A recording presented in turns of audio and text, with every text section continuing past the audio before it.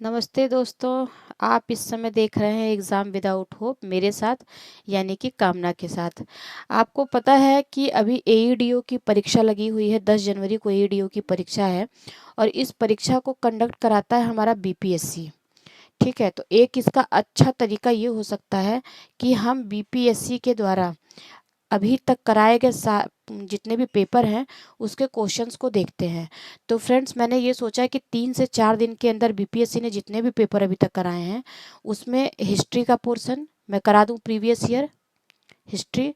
फिर उसके बाद कल पॉलिटी देखा जाएगा। ठीक है, उसके बाद फिर जियो, ऐसे करके हम सारे क्वेश्चन को देखेंगे जो अभी तक बीपीएससी ने कराया है। क्योंकि आप ये मान के चलो कि बीपीएससी के द्वारा कराया अभी तक जितने भी पेपर हुए हैं उन उसमें से कुछ ना कुछ क्वेश्चन आपको यहाँ पे देखने को मिलेगा एईडीओ के पेपर में।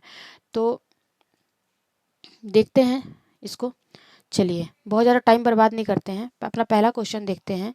बिहार, एक सेकेंड जरा मैं पेन ले लूँ। आई थिंक रेड है, ठीक है। आप देखो, बिहार पर बख्तियार खिलजी के हमले का पहला विवरण प्राप्त होता है। जैसा कि आपको पता है कि जब मोहम्मद गोरी ने बिहार पे आक्रमण किया था, नालंदा पे, नालंदा विश्वविद्यालय पे, तो उसके साथ एक बख्तियार खिलजी नामक उसके साथ उसका सेनापति भी था। तो जिसने क्या किया था वहाँ पे पूरी नालंदा की जो यूनिवर्सिटी थी उसको लूटा, उसको जला दिया। तो इसकी जानकारी हमें कहाँ से मिलती है? तो तबकाते नासिरी से मिलती है। इसकी जानकारी हमें कहाँ से मिलती है? तबकाते नासिरी से। अब थोड़ा सा देखो, ऐसा है कि अगर टू द पॉइंट हम लोग क्वेश्चन करेंगे, क्वेश्चन आंसर, तो नहीं हो पाएगा। यहाँ से बहुत सारे क्वेश्चन आपके अभी तैयार होंगे। देखो, मैं कुछ एक्स्ट्रा फैक्ट आपको बताती हूँ इसके बारे में। कुछ फैक्ट्स यहाँ से हम देखते चलते हैं ना। अब क्वेश्चन अगर आपसे ये पूछे यहाँ पे कि तबकाते नासरी के बारे में आपको जानकारी कहाँ से, सॉरी, ये जो तबकाते नासरी से हमें जानकारी मिलती है बख्तियार के हमले की, कहाँ पर? बिहार पर। तो इस ये लिखा किसने है? तो इसको लिखा है, याद रख लेना आप, मिनहाज उस सिराज ने। ठीक है, ये एक फैक्ट। क्योंकि ये क्वेश्चन पूछता है कि ये तबकाते नासिरी किसकी पुस्तक है? मिनहाज उस सिराज की। और इससे हमें क्या पता चलता है? इससे हमें ये पता चलता है कि बख्तियार खिलजी ने बिहार पे आक्रमण किया था। दूसरा क्वेश्चन है, बिहार के चिरांद नामक पूरा स्थल की प्राचीनतम संस्कृति है। यानी कि बिहार का जो चिरांद है जगह, वहाँ से किस संस्कृति के साक्ष्य मिलते हैं हमको? तो ये देखना है, इसका आंसर होगा सी, नवपाषाणिक स्थल से हमें साक्ष्य मिलते हैं, मतलब नियोलिथिक कल्चर का। और यहाँ पे हमें क्या मिलता है? हड्डियों का उपकरण मिलता है। क्या मिलता है? हड्डियों के उपकरण। ठीक है। अब क्वेश्चन ये पूछ सकता है आपसे कि ये किस चीज के उपकरण बने हैं, किसके हड्डियों के? तो याद रखना, ये हिरण के सींगों के हैं। सींगों, हिरण के जो सींग होते हैं ना, उसी के ये बने हुए हैं। अ, ये उपकरण, मतलब कि क्या बोलते हैं इसको? हड्डी के उपकरण, हथियार। ठीक है। अब अगला क्वेश्चन हम देख लेते हैं। कश्मीर घाटी के अंत, ये तो इसका आंसर हो गया ये ना। तीसरा क्वेश्चन देख लेते हैं। कश्मीर घाटी के अंतिम मुस्लिम शासक जो था, यूसुफ शाह चक। एक तो देखो आपका यही से तैयार हो गया। थोड़ा सा मैं पेन का कलर चेंज करती हूँ, ये ठीक है। अब देखो, कस कश्मीर घाटी में अब क्वेश्चन आपसे ये पूछ सकता है कि कश्मीर घाटी में अंतिम मुस्लिम शासक कौन था? तो आपको ये याद करना है, यूसुफ शाह चक। क्वेश्चन ये भी कर सकता है, लेकिन इसने ये पूछा है कि जो अंतिम मुस्लिम शासक था यूसुफ शाह चक, जिसको मुगल सम्राट द्वारा बिहार में निर्वासित कर दिया था, मतलब कश्मीर पे कब्जा कर लिया था अकबर ने और इसको उठा करके बिहार भेज दिया था यूसुफ शाह चक को। तो ये इसकी कब्रगाह यानी कि दफन इसको कहाँ किया गया है? तो फ्रेंड्स, याद देखो, कश्मीर का जो यूसुफ शाह चक है, इसको अकबर ने 1592 में, कब? 1592 में निर्वासित कर दिया था। कहाँ पर? नालंदा में। और ये नालंदा में ही जिस समय इसको निर्वासित किया गया था उसी समय इसकी मृत्यु हो गई थी। तो इसलिए और इसको यहीं पे दफनाया गया है, इसलिए इसका सही आंसर क्या होगा? नालंदा। ठीक। अगला क्वेश्चन देख लेते हैं। जैन धर्म के प्रवर्तक महावीर जी का मोक्ष स्थान, देखो यहाँ पे लिखा है मोक्ष स्थान। ठीक है। और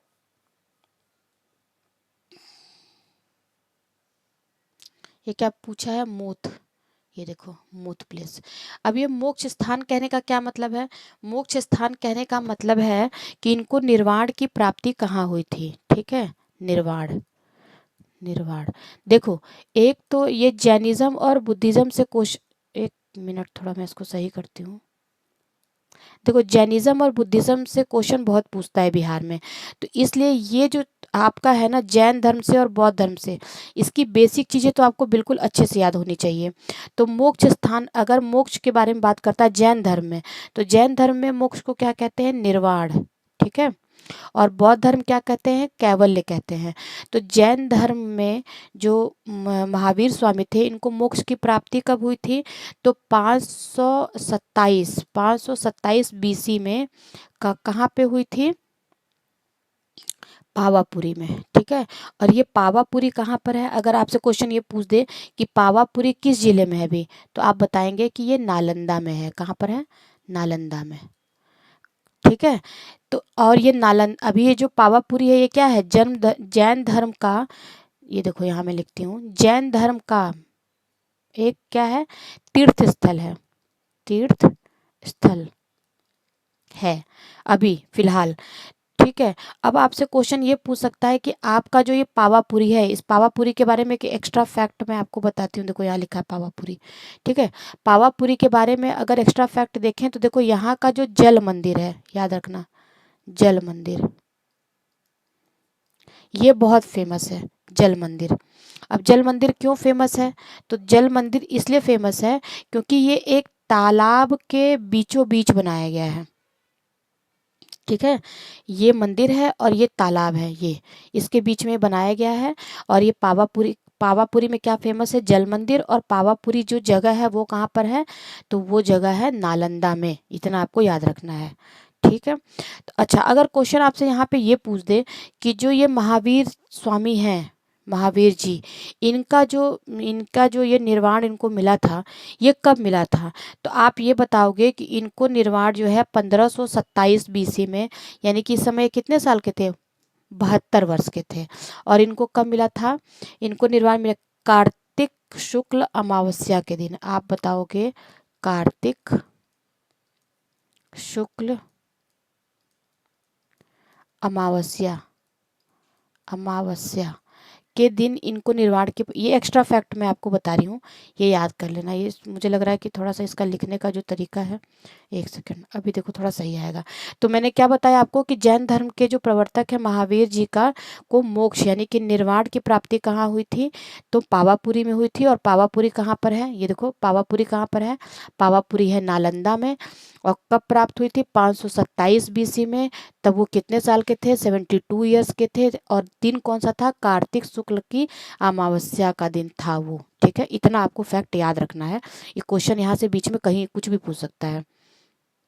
अब देखो बिहार का प्रथम मुस्लिम विजेता कौन था, अभी मैंने आपको पीछे बताया कि हमारी जो तबकाते नासिरी है वो बताती है कि मोहम्मद गौरी के साथ बख्तियार खिलजी आया और इसने भी क्या किया, बिहार को लूटा। तो इसका आंसर क्या होगा, बख्तियार खिलजी। इसमें ज़्यादा कुछ जानना नहीं, और इसकी जानकारी कहाँ से मिलती है हमें, तबकाते नासिरी यानी कि मिनहाज उस सिराज के तबकाते नासिरी से। अगला क्वेश्चन देख लेते हैं, मध्यकाल में बिहार शरीफ का नगर महत्वपूर्ण केंद्र रहा। देखो जो मध्यकाल में बिहार, एक तो पहले ये देखते हैं कि इसका नाम बिहार क्यों है, क्वेश्चन ये भी पूछ सकता है कि ये बिहार इसको क्यों कहते हैं।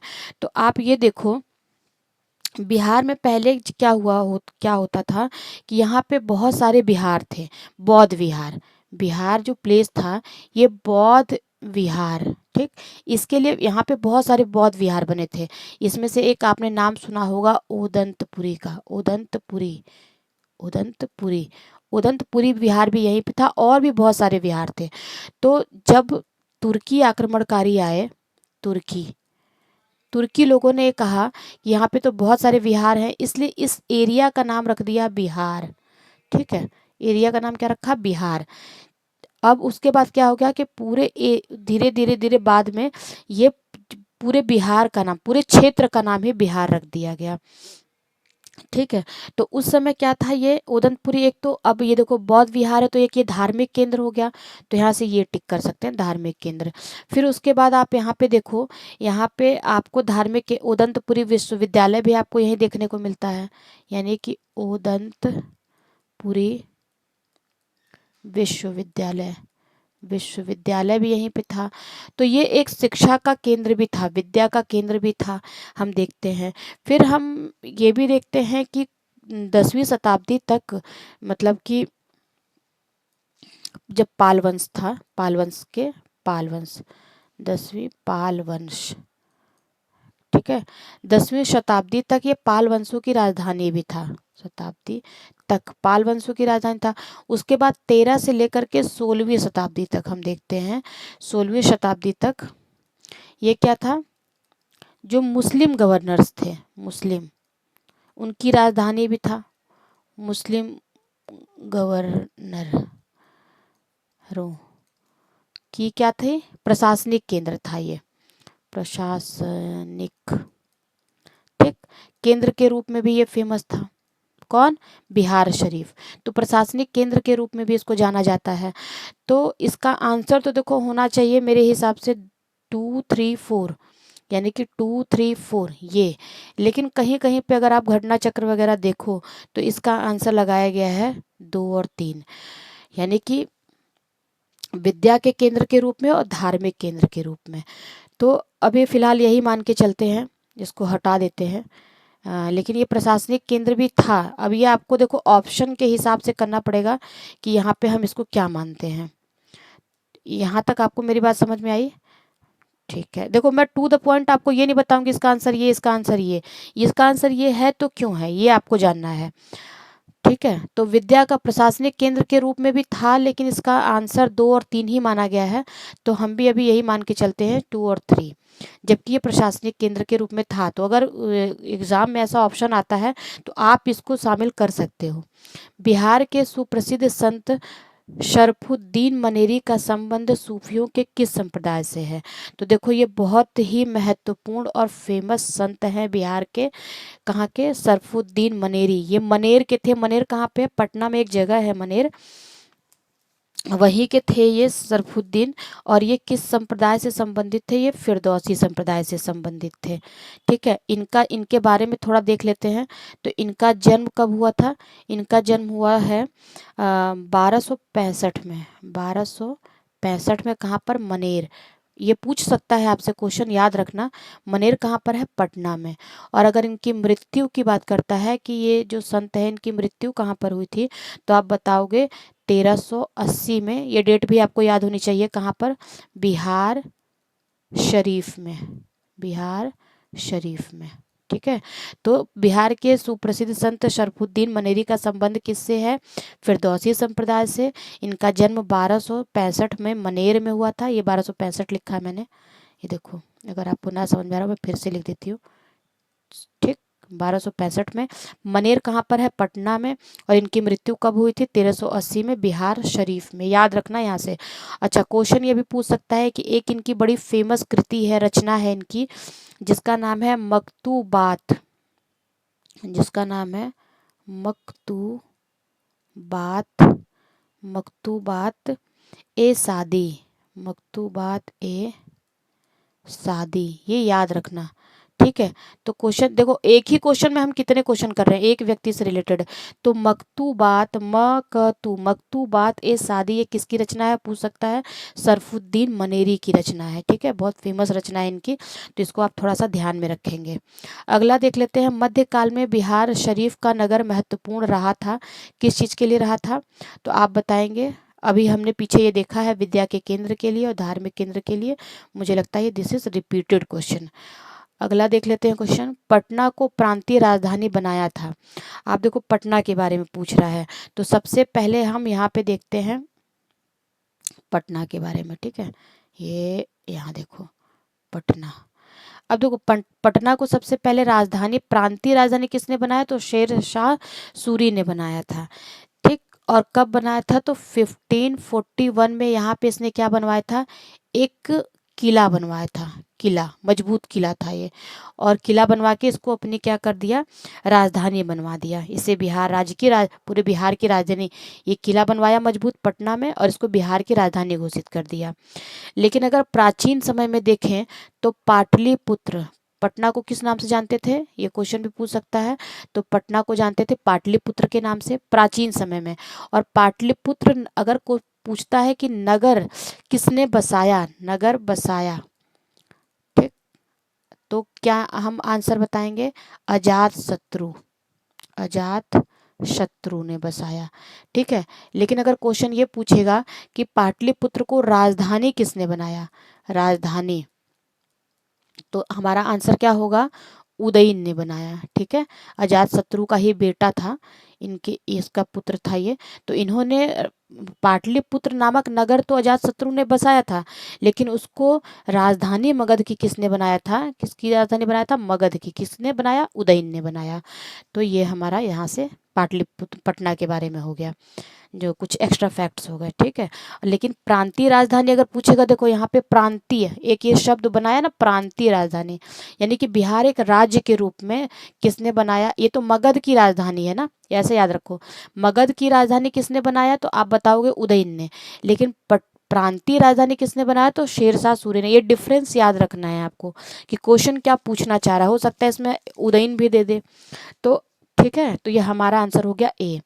अगला क्वेश्चन देख लेते हैं कि वर्ष 1632 में, 1632 में बिहार के पटना शहर में कौन सी कंपनी ने अपनी फैक्ट्री स्थापित की। देखो ये बड़ा इनका पेट क्वेश्चन है, कई बार पूछते हैं। ये डेट आपको याद रखनी है, 1632 में डच ईस्ट इंडिया कंपनी ने अपनी यहाँ पे सबसे पहली फैक्ट्री, बहुत सारी कंपनियां थी, लेकिन इंग्लिश ईस्ट इंडिया कंपनी भी है और क्या बोलते हैं पुर्तगीज़ भी है, लेकिन डच ईस्ट इंडिया कंपनी ने सबसे पहली फैक्ट्री पटना शहर में, कहाँ पर, पटना में सबसे पहली फैक्ट्री अगर पूछता है किसने लगाया, तो डच ईस्ट इंडिया कंपनी ने लगाया। कब लगाया, 1632 में लगाया। और एक बात आप और याद रखना, क्वेश्चन ये पूछता है कि जो डच थे वो बिहार में किस चीज़ का व्यापार करते थे, तो ये किस चीज़ में उनकी रुचि थी, तो याद रखना सूती वस्त्र, ये चीनी और शोरा, ये चार चीज़ें आपको रट लेनी है बिल्कुल। व्यापार करते थे किसका, अफीम का। तो जो डच थे वो अपनी फैक्ट्री लगाए, तो वो व्यापार किस चीज़ का करते थे, 1632 में जो फैक्ट्री लगाया था पटना में, तो सूती वस्त्र, चीनी, शोरा और अफीम का व्यापार, इन्हीं चार चीज़ों का व्यापार ये करते थे बिहार में। ठीक है, पटना से। निम्न में कौन सा ईस्ट इंडिया कंपनी के सिपाहियों को विद्रोही बनाने का कारण नहीं था। इसमें क्या क्वेश्चन पूछ रहा है, देखो, ईस्ट इंडिया कंपनी के सिपाहियों को विद्रोही बनाने का कारण नहीं था, यानी कि ईस्ट इंडिया कंपनी जो भारत में काम कर रही थी, उसके जो सिपाही थे उस वो किस वजह से विद्रोही बने, उसमें एक कारण कौन सा नहीं है। तो देखो, ईसाइयों ने ईसाई धर्म फैलाने के लिए कंपनी के अधिकारियों के प्रयास, आपको पता होगा कि ईसाई धर्म प्रचार के लिए 1813 के एक्ट में आ गया कि आप यहाँ पे धर्मांतरण कर सकते हैं, लोगों को कन्वर्ट कर सकते हैं, तो ये तो था, तो ये हमारा आंसर नहीं होगा। जहाज पर यात्रा करने के लिए सिपाहियों को आदेश देना, ये भी था, आपने पढ़ा होगा कि लोगों को गांव में ये मान्यता थी कि अगर कोई समुद्र पार करके आता है तो उसको वो अपवित्र हो जाता है, तो उसको गाँव में नहीं रखते हैं। भत्ते की रोकथाम, ये भी था, तो ये भी हमारा आंसर नहीं होगा। भत्ते नहीं दिए जाते थे, काम करवाया जाता था, बहुत ज़्यादा उनको पैसे नहीं दिए जाते थे सिपाहियों को। तो ये तीनों जो थे ये तो असंतोष के कारण थे, लेकिन अधिकारियों की अक्षमता ये कोई असंतोष का कारण नहीं था, क्योंकि अधिकारी जो थे ईस्ट इंडिया कंपनी के जो अधिकारी थे वो बहुत ही सक्षम थे और बुद्धिमान थे, दूरदर्शी थे, तभी उन लोगों ने, यानी अंग्रेजों ने 90 साल तक, 90 वर्षों तक कंपनी के हैं, कंपनी ने के 90 वर्षों तक उसने क्या किया, शासन किया, क्योंकि उसके क्या थे, अधिकारी जो थे वो बहुत कुशल थे। क्षमता नहीं थी उनके अंदर क्षमता थी, वो सक्षम थे। तो हमारा आंसर क्या होना चाहिए, डी होना चाहिए। ये क्वेश्चन आपको समझ में आया कि ईस्ट इंडिया कंपनी के जो मतलब भारत के जो सिपाही काम कर रहे थे ईस्ट इंडिया कंपनी में, वो क्यों उन्होंने विद्रोह क्यों किया? तो कंपनी ईसाई धर्म को फैला रही थी इसलिए विद्रोह किया। जहाज पे यात्रा करना हमारे यहाँ बुरा माना जाता था, अपशगुन माना जाता था, और उन लोगों ने ये यात्राएं करवाई, इस वजह से उनके अंदर असंतोष बढ़ा। भत्ते की रोकथाम के लिए संतोष बढ़ा। तो ये तीनों कारण तो थे, लेकिन अधिकारियों की अक्षमता ऐसा कोई कारण नहीं था, क्योंकि ईस्ट इंडिया कंपनी के जो अधिकारी थे वो बहुत ही सक्षम थे और उन्होंने कुशल थे वो। ठीक है, ये याद रखना है। तो हमारा आंसर होगा अधिकारियों की अक्षमता। अगला क्वेश्चन देख लेते हैं। क्वेश्चन नंबर 12 है कि निम्नलिखित कथनों में कौन सा कथन सही है? निम्नलिखित में से कौन सा कथन सही है? कह रहा है 1857 में, देखो 1857 का रिवोल्ट बहुत इंपॉर्टेंट है। 1857 के रिवोल्ट के बारे में पूछ रहा है। दरभंगा, नाम याद रखना आपको, डुमराव और हटवा के महाराजाओं ने और उनके साथी जमींदारों ने आदमी तथा पैसों से अंग्रेजों की मदद की। अंग्रेजों की मदद की। ठीक है, अब देखो फिर अगला देख लेते हैं।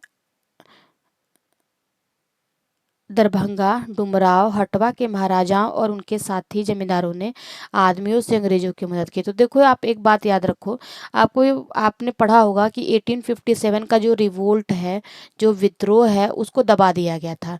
तो उसमें दबाने के पीछे हमारे बहुत सारे हिंदुस्तानियों ने भी साथ दिया था अंग्रेजों का। तो उसमें 1857 में जो आपके दरभंगा, डुमराव और हटवा के महाराजा थे, इन्होंने अंग्रेजों की मदद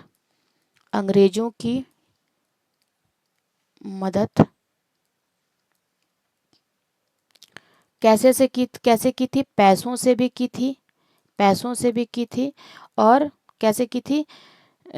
सिपाही देकर भी की थी, सिपाही देकर भी। यानी कि हमारा आंसर इसका क्या होना चाहिए? Answer number A. तो अंग्रेजों की मदद हमारे जो यहाँ के ये नाम आप याद रखना, कहाँ के महाराजा थे? दरभंगा के, डुमराव के और हटवा के। ये 3 जगह के महाराजा ऐसे थे जिन्होंने गद्दारी की और अंग्रेजों को भारतीयों के खिलाफ पैसों से भी मदद की और सिपाही भी देकर के मदद किए थे। तो इसका आंसर क्या हो जाएगा? ए। अगला देख लेते हैं। बिहार में 1857 का विद्रोह का नेतृत्व किसने किया? देखो ये क्वेश्चन पूछता है ना, तो इसमें इसका आंसर सीधा सीधा हमें देना है कुंवर सिंह। इसमें इस विद्रोह में अमर सिंह भी थे और हरे कृष्ण सिंह भी थे इस विद्रोह में। लेकिन नेतृत्व, यहाँ क्वेश्चन क्या पूछ रहा है? नेतृत्व, हमें ये देखना है। मैं थोड़ा सा पेन का कुछ और कलर चेंज करती हूँ ना, एक सेकेंड रुको, आप ग्रीन करती हूँ। देखो हमें क्या क्वेश्चन पूछ रहा है कि नेतृत्व किसने किया? तो अगर ये पूछेगा सहयोगी कौन थे, तो ये बाबू अमर सिंह थे, हरे कृष्ण सिंह थे।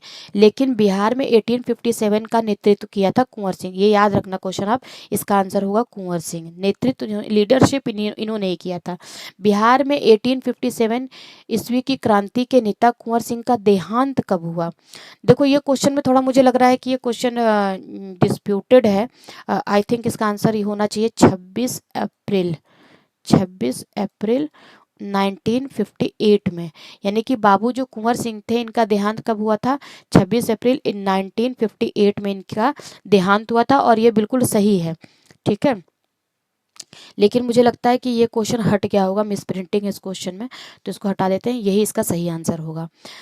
अब आपसे क्वेश्चन ये पूछ सकता है कि इनकी मृत्यु तो हो गई, लेकिन आप बताइए कुंवर सिंह जो थे विद्रोह में कहाँ के थे राजा? तो ये जगदीशपुर के थे। अब आपको ये बताना है कि जगदीशपुर जो है वो किस जिले में आता है। तो आप याद रखना, जगदीशपुर जो है वो आता है आरा में, आरा। ठीक है, आरा जिला, आरा जिसको बोलते हैं क्या, पहले बोलते थे भोजपुर, अभी आरा में है। देखो एक फैक्ट और मैं आपको बताती हूँ, जो कुंवर सिंह थे इनको कहा जाता है बिहार का सिंह। ठीक है, बिहार का सिंह के नाम से जाने जाते हैं। बाबू कुंवर सिंह बिहार के सिंह के नाम से जाने जाते हैं, जो कहाँ से विद्रोह का नेतृत्व कर रहे थे? जगदीशपुर से, जो आरा में है। और इनकी मृत्यु कब हुई? 26 अप्रैल 1958 को इनकी मृत्यु हो गई। ठीक, अगला क्वेश्चन देख लेते हैं। कुंवर सिंह जगदीशपुर में कब प्रविष्ट हुए? मतलब कि कुंवर सिंह जब अपने मृत्यु के समीप थे, इन्होंने देखो ये क्या बोलते हैं, लखनऊ, कानपुर, ये सब जगहों पे गए, सबकी मदद किए, इन्होंने जीता और इन्होंने अंग्रेज़ों को भी हराया। लेकिन ये 22 अप्रैल 1958 को दोबारा से जगदीशपुर में प्रवेश करते हैं, अंग्रेज़ों से इनकी मुठभेड़ होती है और 23 अप्रैल को ये घायल हो जाते हैं, अंततः 26 अप्रैल को इनकी मृत्यु हो जाती है। तो इसका आंसर क्या होगा? 22 अप्रैल 1958 को ये दोबारा से जगदीशपुर में आते हैं, कई जगह से विद्रोह को जीतते हुए, और ये इसका आंसर क्या होगा? ए। ठीक है, 26 अप्रैल को अंततः इनकी मृत्यु हो जाती है। अगला क्वेश्चन देखते हैं। बंगाल और बिहार में भूमि पर किराएदारों के अधिकारों को, ये देखो आपको बस ऐसे याद कर लेना है। इसका ये है, देखो यहाँ पे बंगाल टेनेंसी एक्ट, यानी कि अगर हिंदी में आप पढ़ते हो तो बंगाल किराएदारी अधिनियम 1885 का है ये एक्ट है। ठीक है, एक्ट है, तो एक्ट को क्या करना है, आपको ऐसे याद कर लेना है। कब का एक्ट है? तो बंगाल किराएदारी अधिनियम या बंगाल टेनेंसी एक्ट कब की है? 1885 की। अगला देख लेते हैं। नमक सत्याग्रह के दौरान बिहार में लोगों ने नमक बनाने के साथ साथ किस कर के विरोध के द्वारा सरकार का विरोध किया?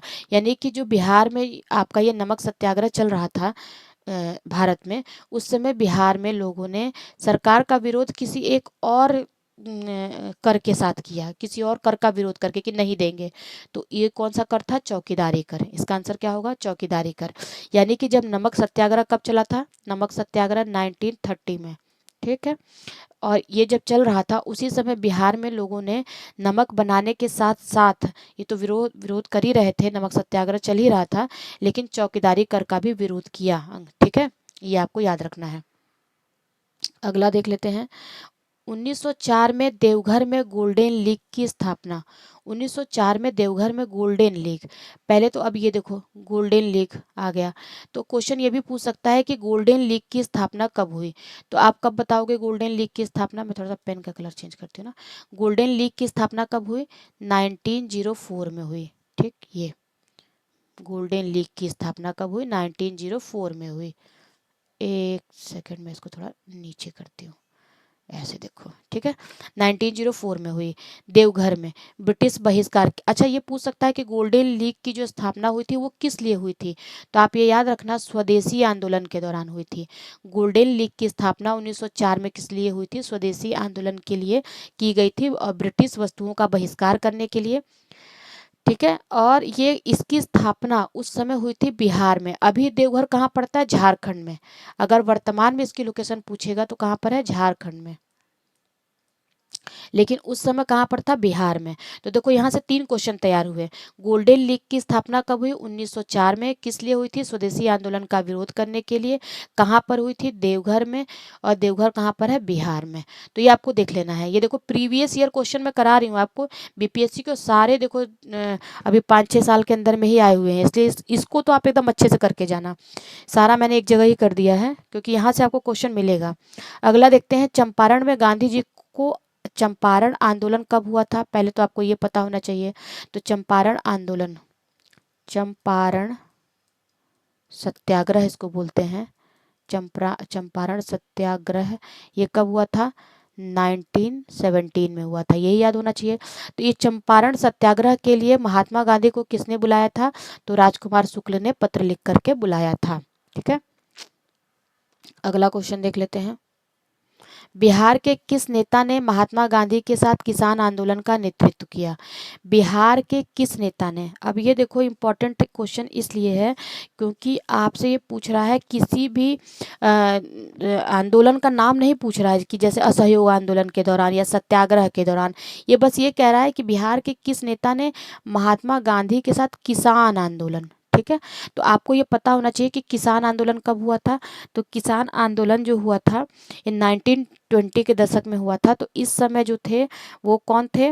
राजकुमार शुक्ल। किसान आंदोलन कब हुआ था? किसान आंदोलन कौन सा था? आपको पता है कि चंपारण का आंदोलन था, ये सब किसान आंदोलन ही तो था। तो राजकुमार शुक्ल थे। अच्छा, इसमें कुछ कुछ नाम और है, राजकुमार शुक्ल ना दे करके कुछ और नाम दे दे।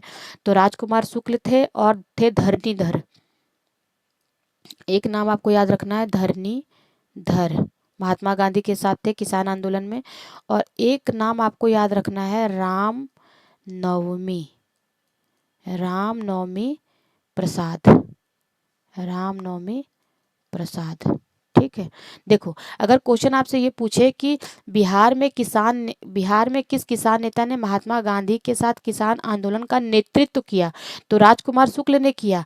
लेकिन अगर ये भी क्वेश्चन पूछ सकता है कि बिहार में महात्मा गांधी के साथ जब किसान आंदोलन चल रहा था तो कौन कौन थे शामिल, तो राजकुमार शुक्ल तो लीडर ही थे, धरणीधर थे और रामनवमी प्रसाद, ये दो नाम आपको याद रखना है बिहार स्पेशल से, ये इंपॉर्टेंट है। अच्छा अगर आपसे ये पूछे कि जो ये क्या बोलते हैं गांधी जी जब चंपारण आंदोलन के लिए गए थे, मैं थोड़ा सा यहाँ लिखती हूँ ना, यहाँ पे स्पेस है, एक सेकंड रुको। क्वेश्चन अगर आपसे ये पूछ दे, मैं यहाँ लिख रही हूँ, देखो चंपारण वाला, कि चंपारण आंदोलन के लिए गांधी जी कलकत्ता कहाँ से निकले थे, तो चंपारण आंदोलन के लिए गांधी गांधी कहाँ से निकले, कलकत्ता से, कलकत्ता से निकले। ठीक है, कहाँ से निकले, कलकत्ता से निकले। कब निकले, याद रखना है आपको डेट, 7 अप्रैल 7 अप्रैल 1917 को निकले। और ये कब पहुँचे, कहाँ पर, पटना। तो गांधी सबसे पहले कहाँ पहुँचे, कलकत्ता से पटना पहुँचे। ठीक है, और पटना में कितने तारीख को पहुँचे थे, ये क्वेश्चन आपसे पूछ सकता है, 10 अप्रैल को। ठीक है, 1917।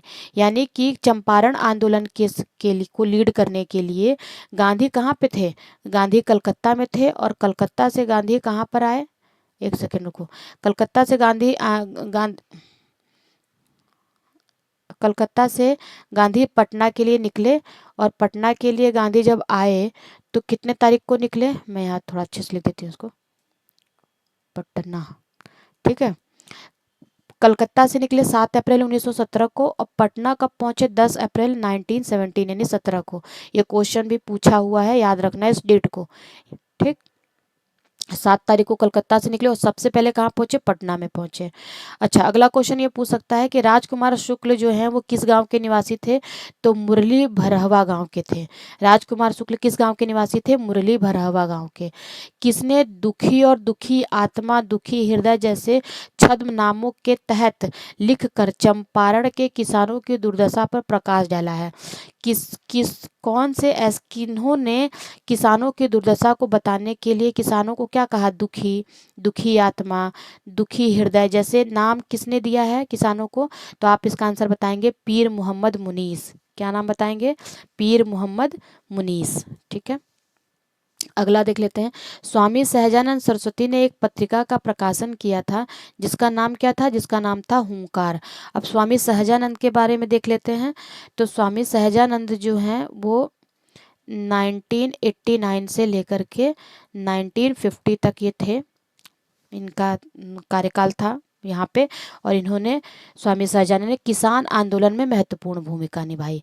तो इनकी एक पत्रिका थी जिसका नाम था हुंकार, से ये क्या करते थे, लोगों को जागरूक करने का काम करते थे। अब बिहार प्रोविंशियल किसान सभा का गठन, देखो ये दो टाइप का क्वेश्चन है। ये इसमें क्या है, यहाँ पे देखो इसने लिख दिया है बिहार प्रोविंशियल, और यहीं पे इन्होंने 2019 में क्वेश्चन पूछा है और इसको लिख दिया है बिहार प्रांतीय। तो आप देखो ये दोनों क्वेश्चन एक ही है, कंफ्यूज नहीं होना है आपको। प्रोविंशियल मतलब प्रांतीय, किसान अगर नहीं भी लिखता है तो लिख भी सकता है और नहीं भी लिख सकता है। तो अगर यही पूछ देता है कि बिहार प्रांतीय सभा का गठन किसने किया, या बिहार प्रोविंशियल सभा का गठन किसने किया, तो आप बताएंगे, दोनों का आंसर होगा 1929 में। तो आप ये देखो 1929 में क्या हुआ था, बिहार में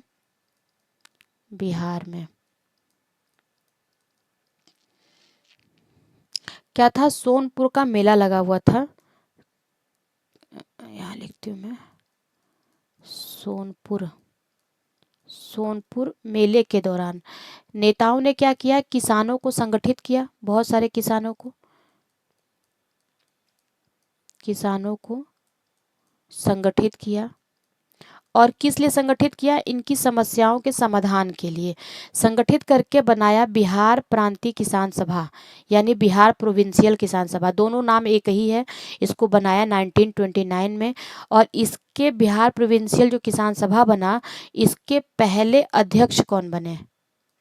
तो इसके पहले अध्यक्ष का नाम अगर पूछता है तो आपके यही बने स्वामी सहजानंद, याद रखना, स्वामी सहजानंद इसका आंसर होगा। समझ आ गया? ये दोनों क्वेश्चन एक ही है। तो यहाँ पूछ रहा है कब गठन हुआ? 29 में गठन हुआ, 1929 में। पहले अध्यक्ष कौन बने? स्वामी सहजानंद सरस्वती बने।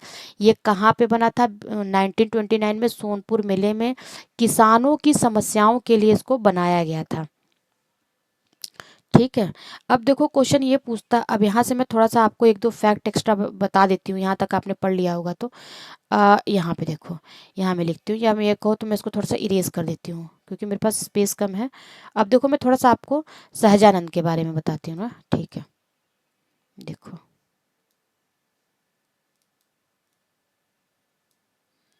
ये क्या है दिक्कत।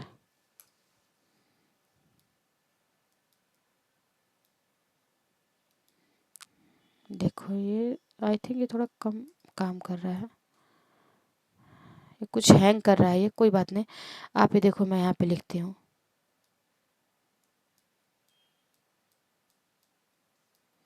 ठीक है, स्वामी सहजानंद कौन थे? स्वामी सहजानंद बिहार प्रांतीय किसान सभा में जो थे इसके अध्यक्ष थे। लेकिन आपसे क्वेश्चन ये पूछिए अगर, छोड़ो इसको, ये हटाओ, मैं यहाँ पे आपको समझाती हूँ। ये देखो, प्रांतीय किसान सभा में सहजानंद सरस्वती तो अध्यक्ष थे, लेकिन इस सभा के और सदस्यों के बारे में अगर पूछेगा तो आपको कुछ नाम याद रखने हैं, किसानों से रिलेटेड पूछ सकता है। तो कौन कौन से नाम है? सबसे फेमस नाम एक आपको याद रखना है, राहुल सांकृत्यायन। सांकृत्यायन, ठीक है, राहुल सांकृत्यायन। एक नाम आपको याद रखना है, ये देखो ये दे देता है कि कौन कौन थे इसमें, पंचानन, पंच, ये मुझे लग रहा है कि ना थोड़ा सा इसमें कुछ दिक्कत है, एक सेकंड रुकना जरा आप। ये मैं लिख रही हूँ तो ये लिख नहीं रहा कायदे से।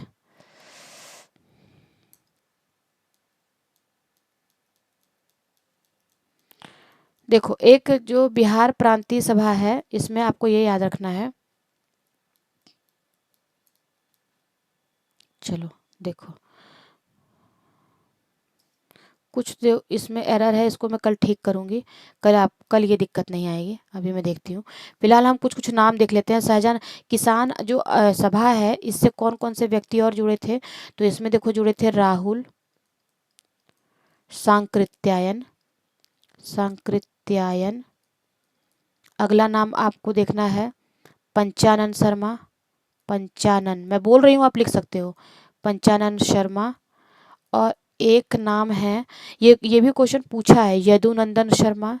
एक नाम है यदुनंदन, यदुनंदन, यदु यदुनंदन शर्मा। ठीक है। और एक नाम और महत्वपूर्ण है, करयानंद, करयानंद शर्मा, या कार्यानंद इनको भी कहते हैं। मैं यहाँ पे लिख देती हूँ, कार्यानंद शर्मा। ठीक है। तो ये कुछ किसान आंदोलन से जुड़े हुए व्यक्ति हैं, यदुनंदन शर्मा, राहुल सांकृत्यायन, पंचानन शर्मा और कार्यानंद शर्मा। ये आपको याद रखना है। अगला क्वेश्चन देख लेते हैं, इनमें बिहार के किसान नेता, देखो यहाँ पे आ गया ना, इनमें बिहार के किसान नेता थे कौन से थे? तो स्वामी विद्यानंद थे और स्वामी सहजानंद थे, किसान नेता थे बिहार के। तो इसका आंसर क्या होना चाहिए? एक और दो। उसके बाद अगला देख लेते हैं, बिहार में किस स्थान पर भारतीय राष्ट्रीय कांग्रेस का सन 1922 में अधिवेशन हुआ? ठीक है। तो आप ये देखो, अच्छा एक चीज़ मैं आपको थोड़ा सा और बता रही थी, ये देख लो यहाँ पे मैं बता देती हूँ। ये बिहार में किसान नेता भी मैंने आपको पीछे बताया ना, जैसे विद्यानंद, सहजानंद। तो अभी मैंने आपको कुछ नाम और भी बताया, जैसे यहाँ लिखती हूँ मैं, ये याद कर लेना आपको, राहुल सांकृत्यायन। ठीक है। और ये जो राहुल सांकृत्यायन है, जो किसान नेता थे, इनको जो है एक इनका एक नाम और भी है बहुत फेमस, पूछ सकता है कि इस नाम से किसको जाना जाता है, तो बाबा रामोदर दास। इस राहुल सांकृत्यायन को किस नाम से जाना जाता है? बाबा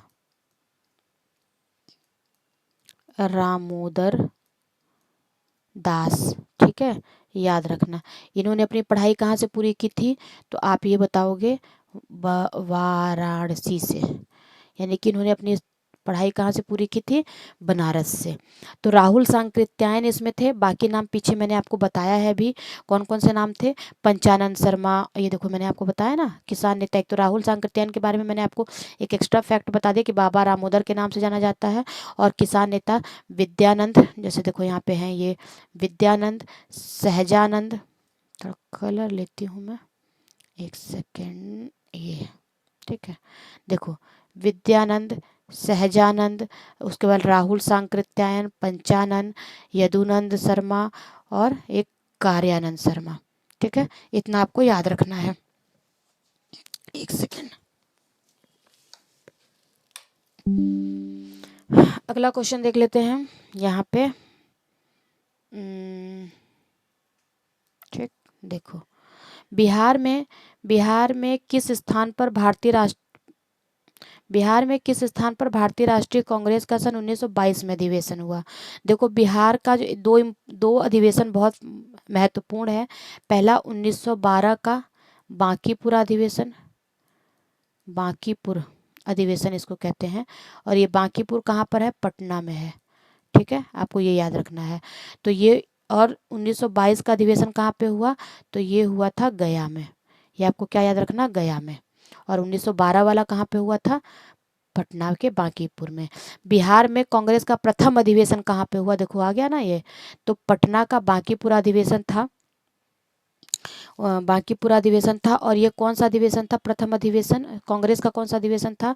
तो आपको ये याद रखना है, ये कांग्रेस का 27वां अधिवेशन था, जो कब? पटना में 1912 में हुआ।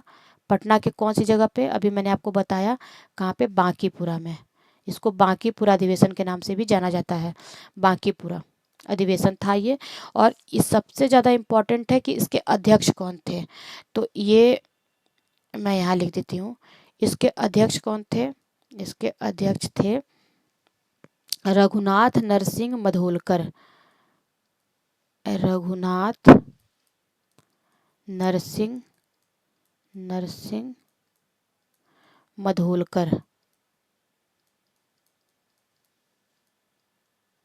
ठीक है, ये थोड़ा सा अच्छा नहीं लिख रहा है, मैं एक सेकेंड रुको, इसको मैं सही करती हूँ अभी थोड़ा सा।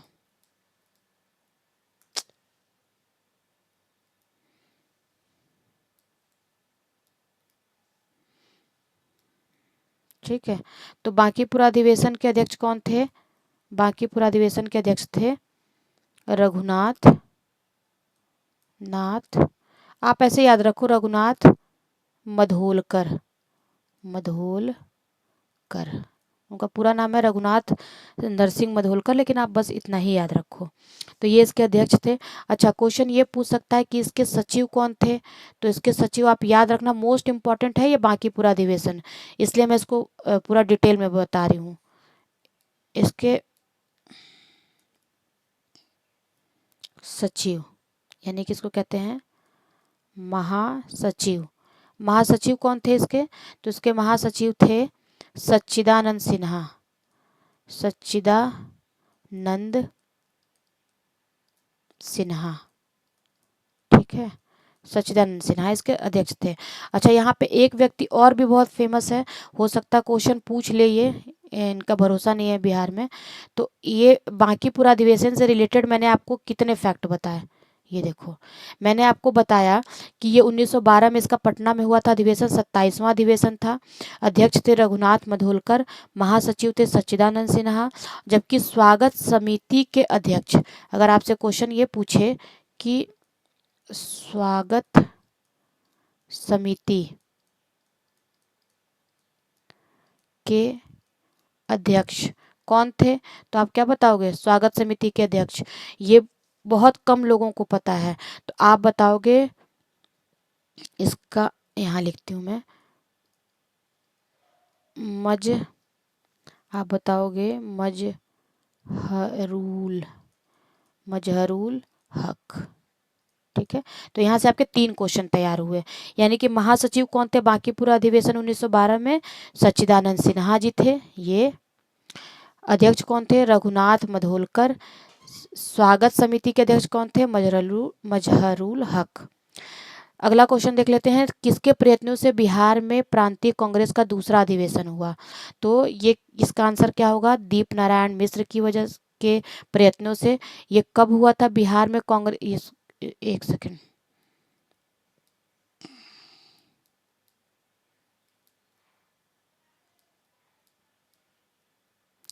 देखो, ये बिहार में जो कांग्रेस का दूसरा अधिवेशन हुआ था, ये आपसे पूछ सकता है कि ये इसकी डेट क्या थी। तो इसके दूसरे अधिवेशन की डेट थी 9 से 10 अप्रैल 10 अप्रैल 1909 में हुआ था, ये याद रखना। और दीप नारायण मिश्र थे, और इसके चीफ गेस्ट जो थे वो कौन थे? वो थे जीके गोखले। ये कौन थे? चीफ गेस्ट थे, याद रखना, मुख्य विशेष अतिथि थे। ठीक, अगला क्वेश्चन देख लेते हैं, बिहार के किस वकील ने असहयोग आंदोलन के समय अपनी लाभप्रद वकालत को छोड़ दिया? तो ये हमारे थे राजेंद्र प्रसाद जी थे। उसके बाद 1920 में असहयोग आंदोलन के दौरान बिहार में प्रचलित मान्यताओं में क्या उनको ये पता था कि उनकी जीत होगी, क्योंकि जो असहयोग आंदोलन चल रहा था तो बिहार के लोग ये सोच रहे थे कि वो ही जीतेंगे असहयोग आंदोलन में और अंग्रेज यहाँ से भाग जाएंगे। ऐसा वो क्यों सोच रहे थे? क्योंकि उनको पता था कि अंग्रेजों को हराने का तरीका गांधी को पता है, इसलिए वो गांधी पे इतना भरोसा कर रहे थे।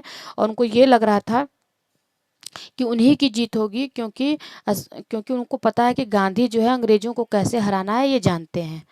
ये बात समझ में आई? उनकी जीत, क्योंकि गांधी क्या करते थे? अंग्रेजों को हराने का तरीका उनको पता था, ऐसा लोग मानते थे। तो इसका आंसर हो जाएगा सी। अगला देख लेते हैं, गांधी जी ने सहयोग आंदोलन में लोगों को शराब से परहेज करने का आग्रह किया। अब जब लोग गांधी ने कह दिया तो लोगों ने शराब छोड़ दी। अब जब शराब छोड़ दी तो सबसे ज़्यादा इससे टैक्स आता था, रेवेन्यू आता था। फलस्वरूप सरकार के राजस्व में भारी कमी आई। तो अंग्रेजों ने एक नया तरीका निकाला। उन्होंने कहा कि भाई देखो, जितने लोगों ने शराब पी है आज तक वो बहुत बड़े बड़े देशों को उन्होंने जीता, बड़े योद्धा बने। तो उन लोगों की एक लिस्ट प्रसारित किए। उस कौन कौन सा ऐसा कौन सरकार थी? तो आप ये याद रखना, वो थी सरकार बिहार, यानी कि बिहार और उड़ीसा की सरकार ने। उड़ीसा के जो ईस्ट इंडिया कंपनी की सरकार थी, इन्होंने क्या किया, एक सूची निकाली कि देखो ये लोग शराब पीते थे और ये तो बहुत चीज़ों को जीते, और गांधी कह रहे हैं कि शराब मत पियो, तो आप भी शराब पीना शुरू करो। तो इसमें किस किस का नाम लिख दिया उन्होंने? इसमें आप देखो, नेपोलियन का नाम लिखा उन्होंने, नेपोलियन को देख लो। फिर उन्होंने किसकी तुलना करी? सिकंदर का, सिकंदर शराब पीता था। फिर उन्होंने तुलना करी शेक्सपियर की, शेक्सपियर। ठीक है, फिर जूलियस सीजर, बहुत सारे नाम लिख करके इन लोगों ने बताया कि शराब पीना अच्छी बात है। ठीक है।